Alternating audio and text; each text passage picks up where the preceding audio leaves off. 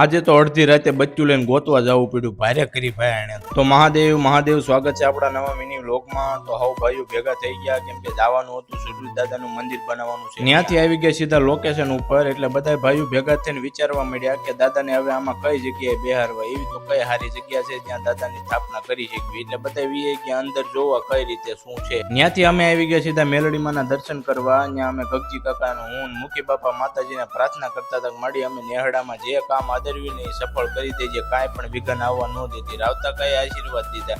મેં કીધું માતાજી નો આવવા દે ભાઈ। પછી ત્યાંથી આવી ગયા સીધા SBI બેંકે કામ પતાવવા, જે આ ભાઈ અમારી બહુ મદદ કરી, ભાઈનો અમે દિલથી આભાર માનીએ છીએ। ડાયા ભાઈનું એ કામ હતું। ત્યાં મારે ભરતભાઈને ખવડાવવાનું બાકી હતું, એને લઈને આવી ગયો સીધો લાઠી અને વિડીયો કોલ વાસુને કર્યો ને ઘડીક બાળી, પણ વાસુને મેં કીધું પાર્સલ લેતા આવી વાસુર કે તારા એ ટુકડા આવે મને વાસુરિયા નો મજા આવે। ખાઈને વિજયભાઈ ભુવાના દર્શને આવ્યા, પણ વિજયભાઈ તો નહોતા। પછી પિયુષભાઈ અમને પરસ્યાથી ખવડાવીને પિયુષભાઈ નો માની લીધો આભાર। પછી પલોટમાં અમારે ઝલકાએ ગણપત દાદા બેહાર્યા હતા, તો ત્યાં કાંઈક ગીત વગાડવા હતા, સ્ટેડિયા હાલતા નહોતા। પછી લઈ આવ્યા એક ભાઈબંધ પાસેથી સ્ટેડિયા અને ગીત વગાડવા મળ્યા, જો કે એમાં મારી વાસુની મહેનત બહુ ઘણી બધી। પછી અડધી રાતે બદરુ કાકા નવી જર્સી ગા લાવ્યા હતા, એ ભાગીને વહી ગઈ ખારામાં। તો પછી શું કહેવાય, બચ્ચું લઈને મેળા ગોતવા, કેમ કે જડી તો નહીં। પછી તો બહુ લાંબા ટૂંકી મહેનત કરીને પછી માણ હાથ આવી। પછી અમારે નેહડામાં બે ત્રણ પાસેમ હતી, પાસેમ કરવા સુરત થી અમારે ગગજી કાકા આવી ગયા અને કરજણ થી ઓલો રોહિત આવી ગયો, જો મૂસું મવડે ને ઈ બધી। મારા વ્લોગ તમને ગમતા હોય તો મને ફોલો તો કરો, હાલો તઈ, જય ઠાકર।